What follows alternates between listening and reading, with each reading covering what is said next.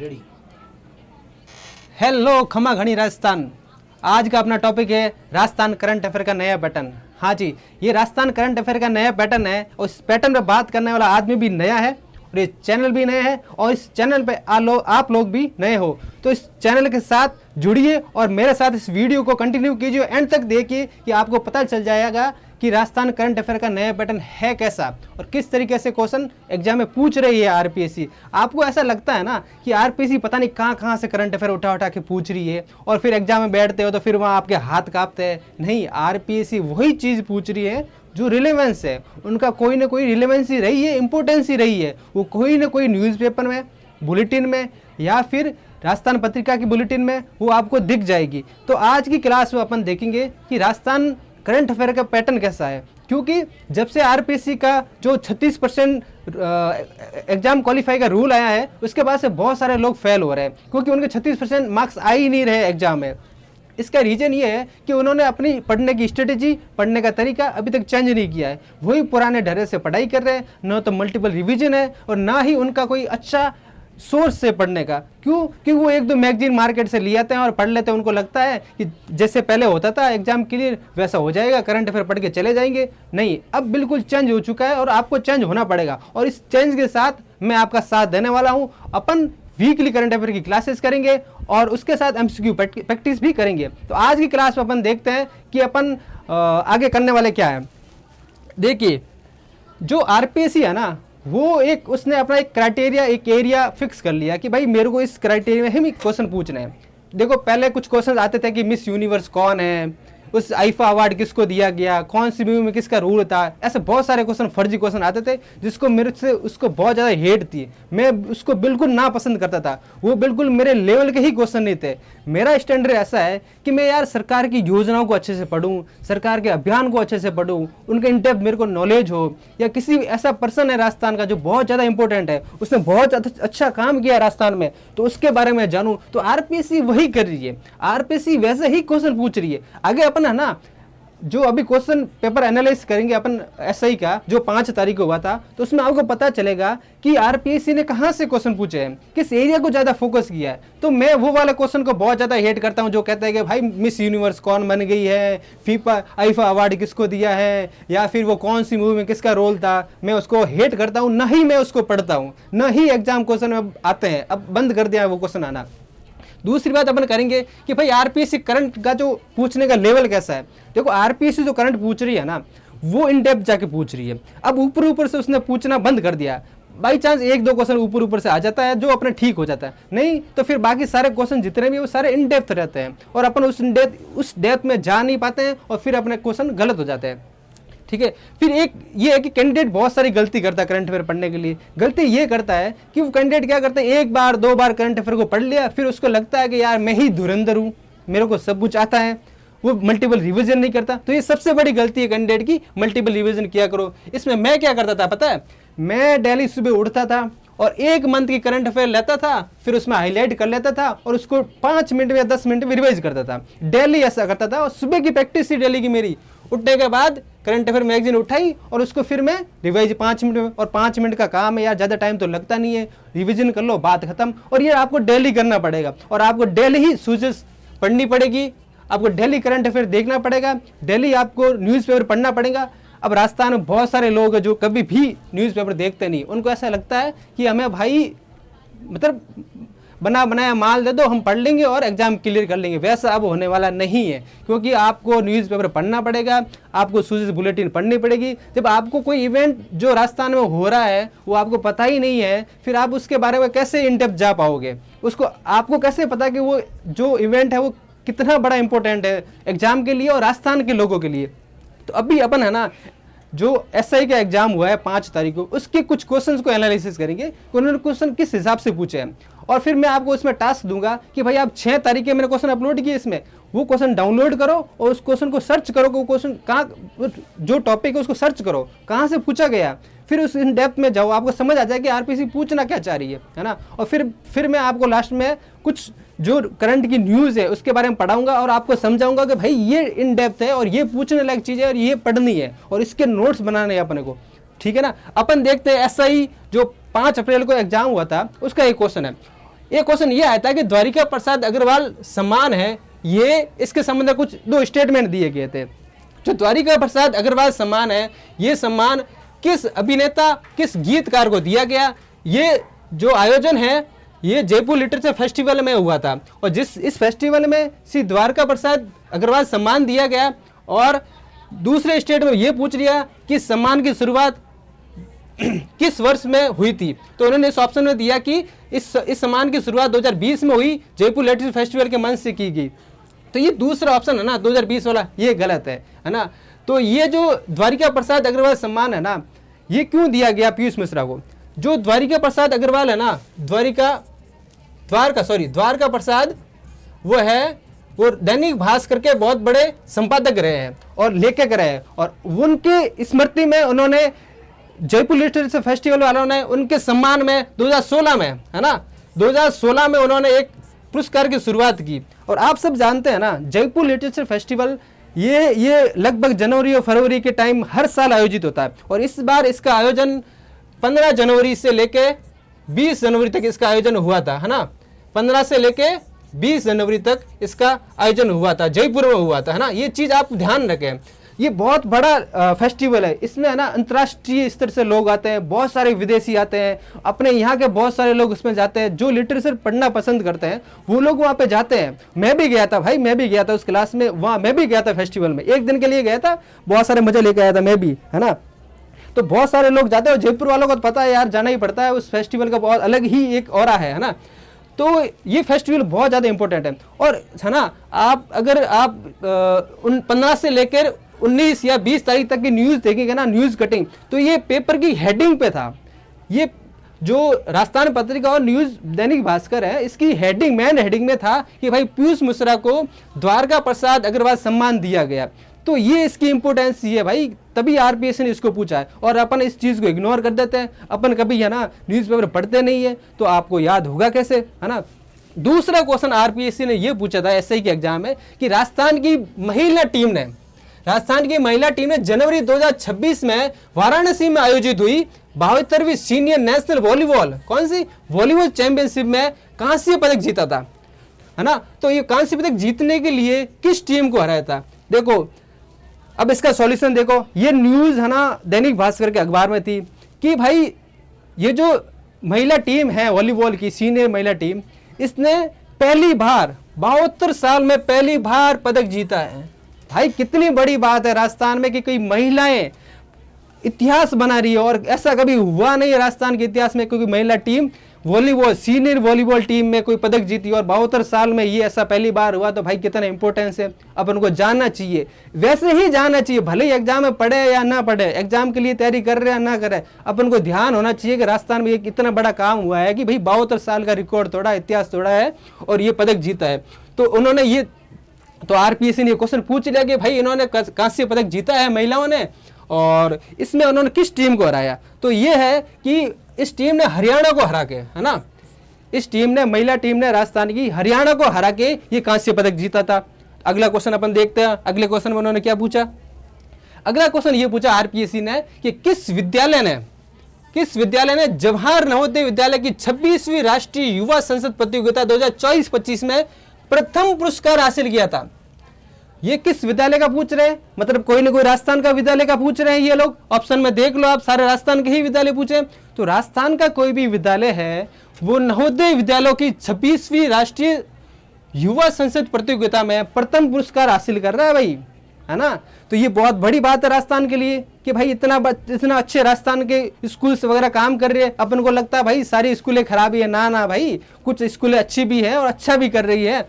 तो उन्होंने ये क्वेश्चन पूछ लिया आरपीएससी ने। तो देखिए, एक है ना, नई दिल्ली में 15 जनवरी को 26वीं राष्ट्रीय युवा संसद प्रतियोगिता आयोजित हुई थी, है ना। जयपुर में कॉन्स्टिट्यूशन क्लब है, उसमें यह प्रतियोगिता आयोजित हुई थी, और इस प्रतियोगिता में राजस्थान का एक पीएम श्री स्कूल है, राजस्थान का पीएम श्री स्कूल है, जवाहर नवोदय विद्यालय सूरतगढ़ श्री गंगानगर द्वितीय, इसने प्रथम स्थान हासिल किया था। अब आप है ना मेरे को कमेंट सेक्शन में बताओगे कि राजस्थान में कितनी पीएम श्री स्कूल्स है, राजस्थान में कितनी पीएम श्री स्कूल है, आप मेरे को कमेंट सेक्शन में पता हो गया ना, या आप जाके पता करोगे, गूगल सर्च करोगे कि भाई राजस्थान में कितनी पीएम श्री स्कूल्स हैं, है ना। तो ये क्वेश्चन यहाँ से पूछा गया। ये बहुत बड़ी बात है कि भाई राजस्थान का कोई कॉलेज या स्कूल इतना अच्छा परफॉर्मेंस करी, तो ऐसा कोई कॉलेज का क्वेश्चन भी आ सकता है। कोई अच्छा काम कर रहा है कॉलेज, सरकारी कॉलेज जो अच्छा काम कर रहा है, तो आरपीएससी उसके बारे में पूछ सकती है। तो ये चीजें आप ध्यान रखो, है ना। अगला क्वेश्चन देखते हैं। अगला क्वेश्चन पूछा गया, ये राजस्थान सरकार का एक अभियान है, प्रेरणा अभियान 2.0। ये प्रेरणा अभियान 2.0 किसके लिए है? ये अभियान है वो मातृ और शिशु के लिए है। मातृ एवं शिशु स्वास्थ्य के लिए अभियान है। और इस अभियान की शुरुआत है ना, ये जनवरी का करंट अफेयर है, ज्यादा पुराना भी नहीं है भाई। अगर ये क्वेश्चन कोई गलत करके आया है ना, मेरे हिसाब से महामूर्ख आदमी है ना, महामूर्ख आदमी। क्यों कि देखो, इसमें पहला स्टैंडर्ड क्या पूछा उन्होंने पता है कि इस अभियान कब से कब तक चला था। ये फर्स्ट स्टेटमेंट पूछा उन्होंने। दूसरा स्टेटमेंट उन्होंने ये पूछ लिया कि भाई इस अभियान का उद्देश्य क्या है। दो ही तो इन्होंने स्टेटमेंट दिए। ये सिंपल सा था भाई कि भाई ये अभियान है ना 19 जनवरी से लेकर 19 फरवरी तक हुआ था। अब बताओ इसमें याद करने में क्या समस्या आ रही है? कोई समस्या नहीं आ रही है ना। सिंपल सी बात है कि भाई अभियान कब से शुरू हुआ और कब तक खत्म हुआ है और इस अभियान का उद्देश्य क्या है। तो ये अभियान है ना 19 जनवरी से लेकर 19 फरवरी तक चला था। और इस अभियान में मातृ और शिशु स्वास्थ्य पर बहुत ज्यादा फोकस किया गया था। इस अभियान का क्या उद्देश्य था पता है? कि इस अभियान के अंदर आईसीडीसी सेवाओं से वंचित सभी पात्र लाभार्थियों, गर्भवती, शुरुआती 3 माह और पात्र महिलाओं और 0 से 6 वर्ष तक के बच्चों और आकांक्षी जिलों में किशोरी बालिकाओं का पंजीकरण किया गया। तो ये इसका उद्देश्य था और ये इसका स्टेटमेंट गलत है। तो इस क्वेश्चन का आंसर क्या हो गया? केवल कथन 2 सही है ना। तो ये चीज थी। अब बता दो कि आईसीडीसी क्या होता है? आईसीडीसी का अर्थ ये है कि इंटीग्रेटेड चाइल्ड डेवलपमेंट सर्विस।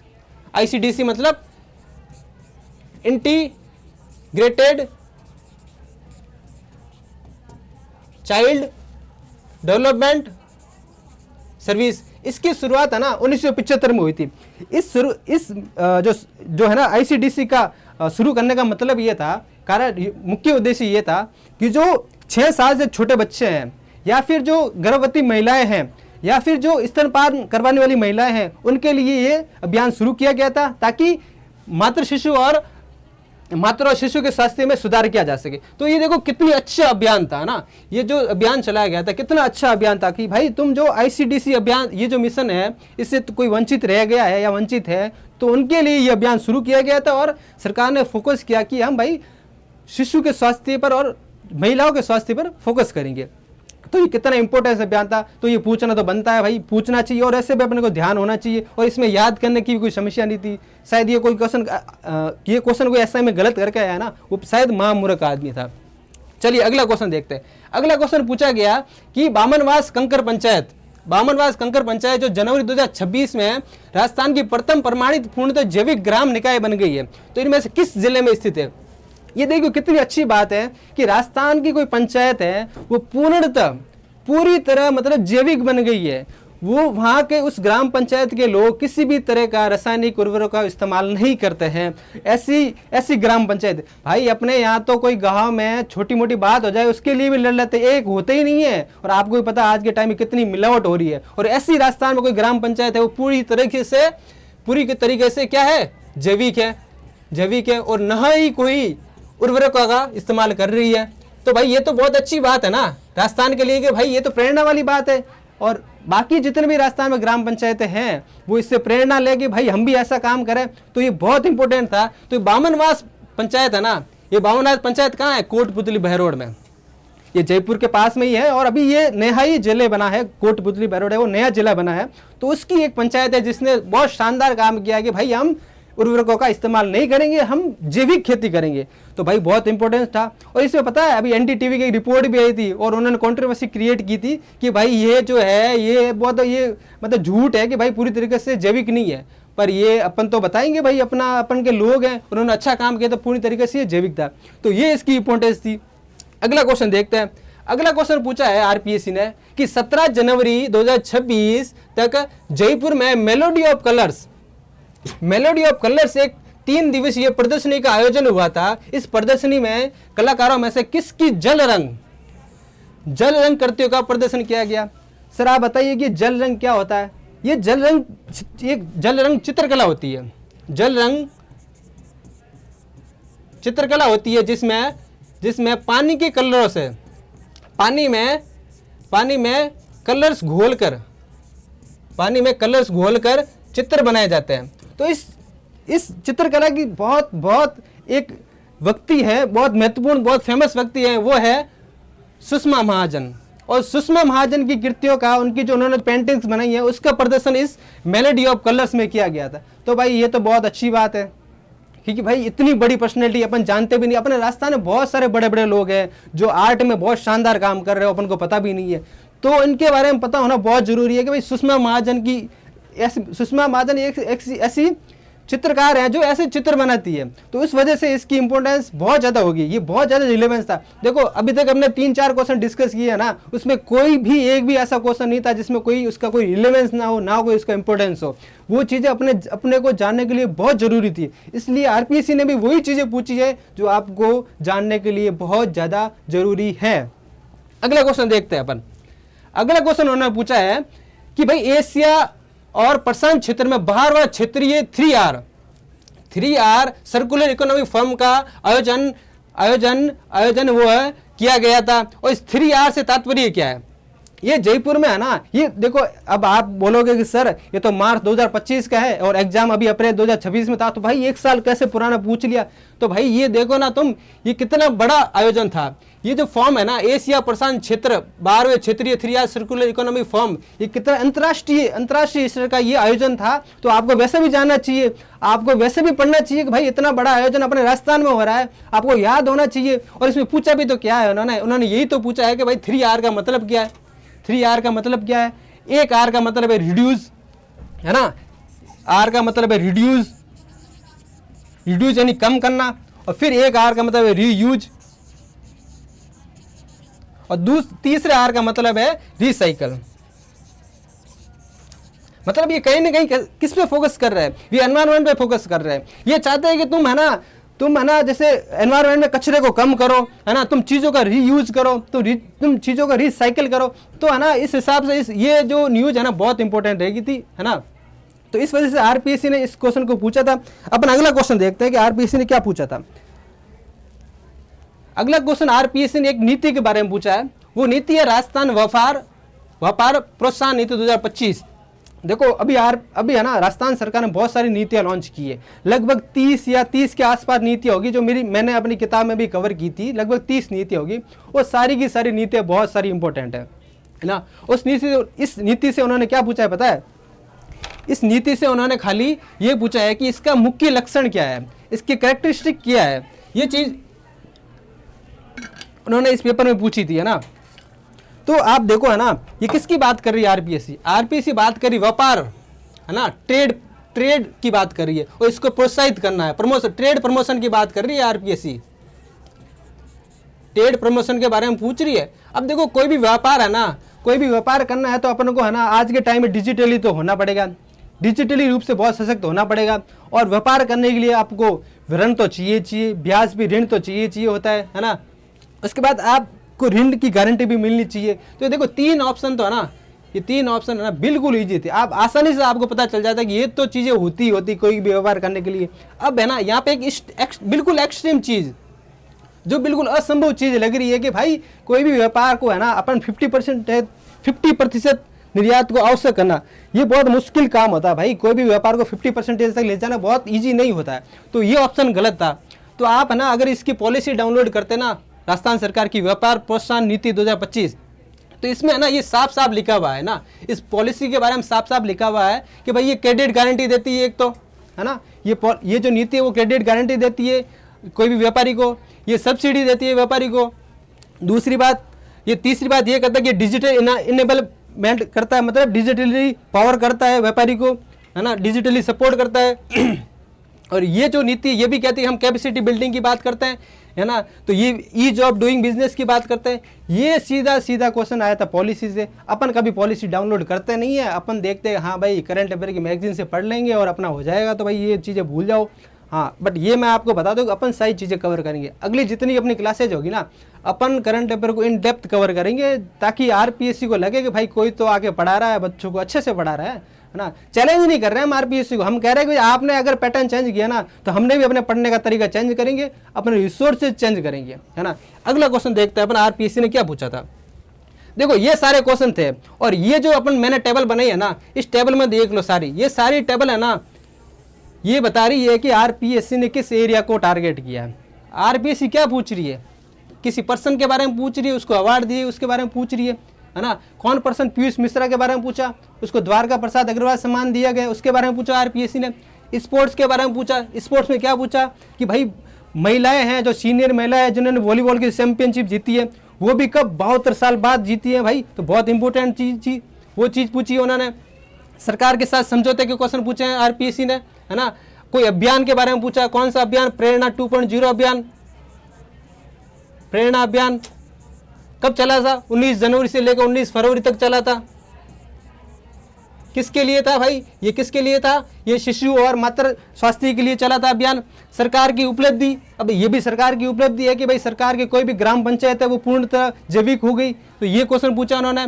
महत्वपूर्ण प्रदर्शनी के बारे में पूछ लिया, और ये जो आयोजन हुआ था उसके बारे में पूछ लिया। तो इस तरीके से आरपीएससी है ना, आरपीएससी करंट अफेयर पर फोकस कर रही है। आपने है ना इन क्वेश्चन में एक क्वेश्चन भी ऐसा नहीं देखा होगा जिसमें ये पूछा मिस यूनिवर्स कौन है। आप पुराने पेपर उठा के देख लो, आप है ना असिस्टेंट प्रोफेसर का पेपर उठा के देख लो, और भी पेपर उठा के देख लो, जिसमें ऐसे क्वेश्चन तो बिल्कुल भी नहीं आए होंगे, है ना। जिसमें पूछा हो कि भाई मिस यूनिवर्स कौन है, आईफा अवार्ड किसको दिया गया, है ना। तो ये इन चीज़ों का आप ध्यान रखा करो कि भाई आरपीएससी पूछ क्या रही है और अपन कर क्या रहे हैं।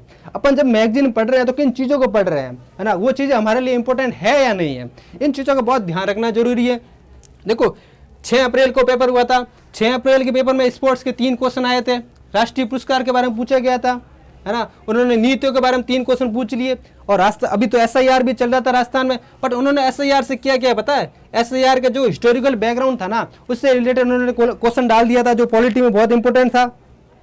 तो ये चीज़ें है ना आप ध्यान रखा करो यार कि भाई ये चीज़ें अपन करंट में चल रही है, तो इसका कोई रिलेवेंस है, ये उसकी कोई ना कोई इंपॉर्टेंस है, तब ये चीज़ें चल रही है। तो एसआईआर तो बहुत बड़ा मुद्दा चला है राजस्थान में, तो आपको इसको कवर करना चाहिए था। फिर उन्होंने एक समझौते का क्वेश्चन पूछा था कि भाई जो राजस्थान चुनाव आयोग और सरकार का जो समझौता हुआ था उससे एक क्वेश्चन आया था, जो मैं आगे बताऊंगा आपको। तो ये है ना, ये एरिया जो है आरपीएससी के, जिस पे आरपीएससी फोकस कर रही है। अब आप है ना अपनी मैगजीन उठाओ और देखो कि आप इन एरियाज को कवर कर रहे हो या नहीं कर रहे हो। इन एरियाज से जो आपके पास कंटेंट है ना, उसको आप रिवाइज कर रहे हो कि नहीं कर रहे हो। पता नहीं आप लोग है ना एक बार पढ़ लेते हो और फिर बोलते हो कि सर मेरा तो हो गया। नहीं भाई, उसको 2-3 बार रिवाइज करो। सुबह उठो और पहली मैगजीन उठाओ उसको, और उसको 5-10 मिनट रिवाइज करो। रिवाइज करने का तरीका भी मैं आपको बताऊंगा किस तरीके से रिवाइज करना। सारी चीज़ें पढ़नी होती नहीं है, क्योंकि जो कंटेंट का बहुत बड़ा सागर बन गया है भाई, कैसे पढ़े ये भी एक बड़ी समस्या। तो मैं आपको रिवीजन करने का तरीका भी बताऊंगा, आगे बहुत सारी क्लासेज लेंगे अपन। तो ये आरपीएससी का ना क्वेश्चन पूछने का एरिया है जो आप ध्यान रखें, है ना। आगे अपन मैं आपको बताता हूँ, ये है ना 6 अप्रैल को जो आरपीएससी एग्जाम हुआ था ना, उसमें ये क्वेश्चन आए थे भाई। नीति के बारे में पूछ लिया, ग्लोबल कैपेबिलिटी सेंटर नीति 2025 के बारे में पूछ लिया उन्होंने पूछ लिया। फरवरी 2026 में राजस्थान सरकार द्वारा स्वच्छ भारत मिशन शहरी का स्टेट ब्रांड एम्बेसडर किससे बनाया गया। देखो ये एम्बेसडर है ना, जो स्वच्छ भारत मिशन का स्टेट एम्बेसडर किससे बनाया गया, ये के गुप्ता को बनाया गया।